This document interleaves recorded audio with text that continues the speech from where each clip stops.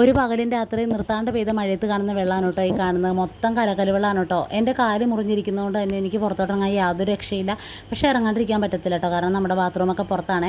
കുറച്ച് നേരം വീഡിയോ ഒക്കെ എടുത്തുകൊണ്ടിരുന്നതിന് ശേഷം ഞാൻ നേരെ അകത്തേട്ട് വന്നു കേട്ടോ. അമ്പാടിക്ക് നഴ്സറി പോകണം. പിന്നെ എൻ്റെ അടുക്കളയിലെ കാര്യങ്ങളൊന്നും കഴിഞ്ഞില്ല കേട്ടോ. പിന്നെ ഞാൻ അകത്തേക്ക് വന്നപ്പോഴത്തേക്കും പിള്ളേർ രണ്ടുപേരും എഴുന്നേറ്റായിരുന്നു കേട്ടോ. അപ്പോൾ രണ്ടുപേരും കൊണ്ട് അനിയൻ ഇരിപ്പുണ്ട്. രണ്ടുപേരും എഴുന്നേറ്റ് കഴിഞ്ഞാൽ കാറും കൂവും കരച്ചിലും ബഹളമൊക്കെയാണ്. പിന്നെ അവരെയും കൊണ്ട് അനിയൻ ഇരുന്നോളൂ കേട്ടോ. വെളിയിലാണെങ്കിൽ ചേട്ടനാണെങ്കിൽ നനഞ്ഞ ചൂട്ട് വിറക് അതൊക്കെ തട്ടേ കയറ്റാനുള്ള പ്ലാനിങ്ങിലാണ് കേട്ടോ. ഇങ്ങനത്തെ ജോലിയൊക്കെ ആൾക്ക് ചെയ്യാൻ ഭയങ്കര ഇഷ്ടമാണ്. വിറക് മൊത്തം നനഞ്ഞു പോയിട്ടോ, ചൂട്ടൊക്കെ നനഞ്ഞു പോയി, അടുക്കളയിലൊക്കെ വെള്ളമാണ് കേട്ടോ. അപ്പോൾ ഇതൊക്കെ കറഞ്ഞ് പുകത്തട്ടയിലോട്ട് വെക്കുവാണെങ്കിൽ അവിടെ ഇരുന്ന് ചൂടായിക്കോളും. ഇപ്പം നമുക്ക് തണുപ്പൊന്ന് മാറി കിട്ടിക്കഴിഞ്ഞാൽ തീ പിടിപ്പിക്കാമല്ലോ. അപ്പോൾ ഇത് തുണി വിരിക്കുന്ന പറമ്പിലൊക്കെ വെള്ളമാണ് കേട്ടോ. അവിടെ കുറച്ച് നേരം വീഡിയോ ഒക്കെ എടുത്തുകൊണ്ടിരുന്നതിന് ശേഷം ഞാൻ നേരെ അടുക്കളയിലോട്ട് വന്നു കേട്ടോ. അപ്പം ബാക്കി ഇഡ്ഡലിയും കൂടെ ഉണ്ടാക്കാമെന്ന് കരുതി കുറച്ചുണ്ടാക്കി വെച്ചിട്ടുണ്ടായിരുന്നു കേട്ടോ.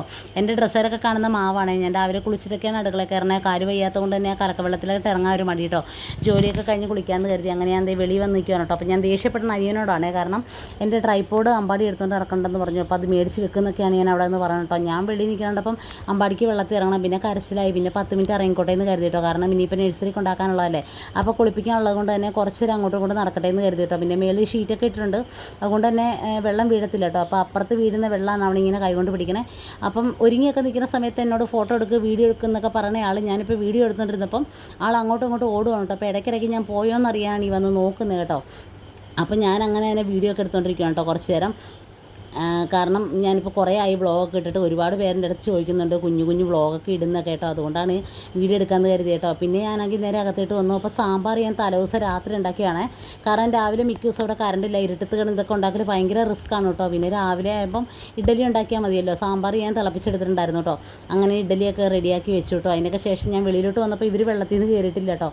പിന്നെ ഒരു ഹരം തോന്നി ഞാനും അവിടെ ഇരുന്ന് കുറച്ച് നേരം വർത്താനൊക്കെ പറഞ്ഞു കേട്ടോ. അപ്പോൾ ഈ ഒരു ഹെൽമെറ്റ് ഞാൻ കൈ വെച്ചേക്കണം എന്താണെന്ന് വെച്ചിട്ടുണ്ടെങ്കിൽ ഇത് ചേട്ടൻ്റെ ഹെൽമെറ്റാണ്. ഇത് എൻ്റെ മിഷ്യത്തിൻ്റെ പുറത്തിരിക്കുകയാണ് കേട്ടോ. പൂച്ച തട്ടി താഴെ ഇട്ടപ്പോഴത്തേക്കും ഈ ഒരു സൈക്കിളിൻ്റെ ആ ഒരു തടസ്സം മൂലം അത് സ്റ്റെപ്പയിലാണ് ഹെൽമെറ്റ് ഇരുന്നത് കേട്ടോ.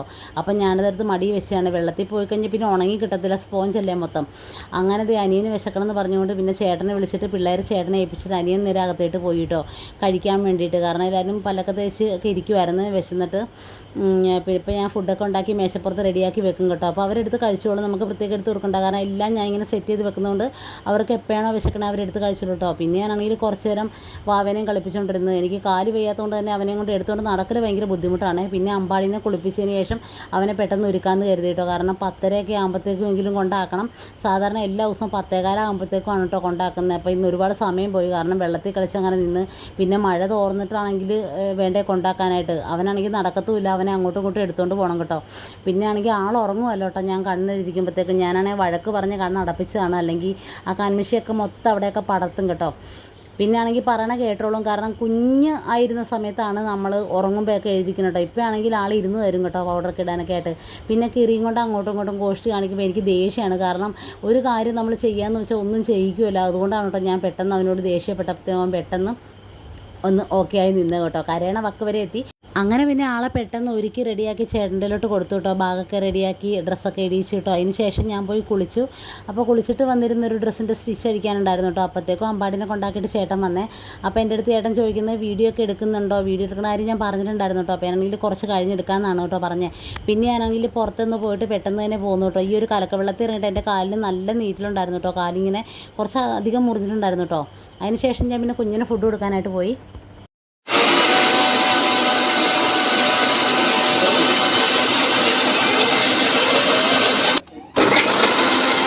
പിന്നെ കുഞ്ഞിന് ഫുഡൊക്കെ കൊടുത്തിട്ട് ഫോണൊക്കെ വെച്ച് കൊടുത്ത് അവിടെ ഇരുന്നു കേട്ടോ. അല്ലെങ്കിൽ പിന്നെ ഭയങ്കര വഴക്കാണ് കേട്ടോ. പിന്നെ വൈകുന്നേരം ഒരു 3:30 ആയപ്പോഴത്തേക്കും ചേട്ടനാണെങ്കിൽ പിന്നെ അമ്പാടിനെ കൊണ്ടുവരാനായിട്ട് പോകാൻ കേട്ടോ. വെള്ളം നീന്തിയുള്ള പോക്ക് ഭയങ്കര ബുദ്ധിമുട്ടാണ്. കുറച്ച് അടുത്താണ് നഴ്സറി, എന്നാൽ പോലും ഈ വെള്ളം നീന്തി അവിടം വരെ പോവുക പിന്നെ തിരിച്ച് വെള്ളം നീന്തി കയറുക എന്ന് പറഞ്ഞാൽ ഭയങ്കര ബുദ്ധിമുട്ടാണ് കേട്ടോ. അങ്ങനെ അമ്പാടിനെ കൊണ്ട് വന്നു. അപ്പോൾ ഇതൊരു ട്രോളി ബാഗാണ്. അപ്പോൾ എനിക്ക് പോയപ്പോൾ തന്നെ ഡ്രസ്സ് കൊണ്ടുപോകാൻ മേടിച്ചാണ് കേട്ടോ. അപ്പോൾ അത് വണ്ടിയാക്കി എടുത്തേക്കാണ് കേട്ടോ. അപ്പോൾ ഞാൻ അവനോടൊരു ഹായ് തരാൻ പറഞ്ഞപ്പോൾ തന്നില്ല കേട്ടോ. അപ്പോൾ പകരം നമ്മുടെ കുഞ്ഞിന് ഹായും ടാറ്റയൊക്കെ തന്നുണ്ട് കേട്ടോ എല്ലാവർക്കും. അപ്പോൾ ഇന്നത്തെ വീഡിയോ വിശേഷം ഇത്രയുള്ളൂ. പുതിയൊരു വീഡിയോ ആയിട്ട് വീണ്ടും കാണുന്നവരെ എല്ലാ കൂട്ടർക്കും tata bye bye, see U.